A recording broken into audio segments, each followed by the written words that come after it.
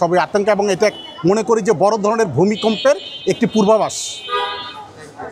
জি, আমার বাড়ি হচ্ছে দক্ষিণ পাইকপাড়া।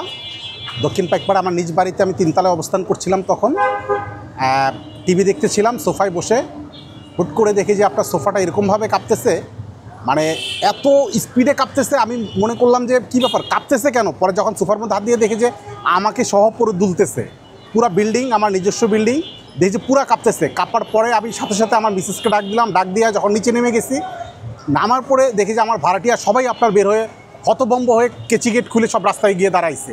দাঁড়ানোর পরে জানতে পারলাম যে আমার বাড়ির নিচে 2টা দোকান আছে, দোকানে যে ফলসাট সেটাও আপনার চির ফাটা দিয়েছে। কিন্তু আপনি বিল্ডিং কোনো ধরনের অবস্থান ছিল না, তবে খুব ভয়ে ছিলাম। এবং আমার এই 45 বছর জীবনে এই প্রথম আমি মানে এরকম ঝাঁকুনি সম্পূর্ণ দেখলাম, ভূমিকম্প দেখলাম। এবং আমার আইডিয়া অনুযায়ী ছিল এটা 6 মাত্রার উপরে, কিন্তু যখন টিভি নিউজে দেখলাম 5.2, এরপরে সংশোধন হয়ে আসলো 5.7 রিক্টার স্কেলে বোঝাচ্ছে। তখন আমরা আবার বিভিন্ন নিউজের মাধ্যমে জানতে পারলাম যে ঢাকা শহরে ব্যাপক ক্ষয়ক্ষতি হয়েছে। তো এটুকু হলো গিয়ে আপডেট।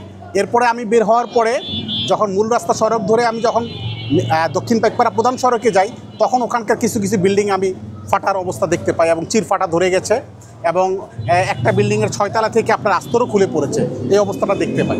ডেফিনেটলি, অবশ্যই আমি এই ব্যাপারে একটু সবাইকে সতর্ক করতে চাই।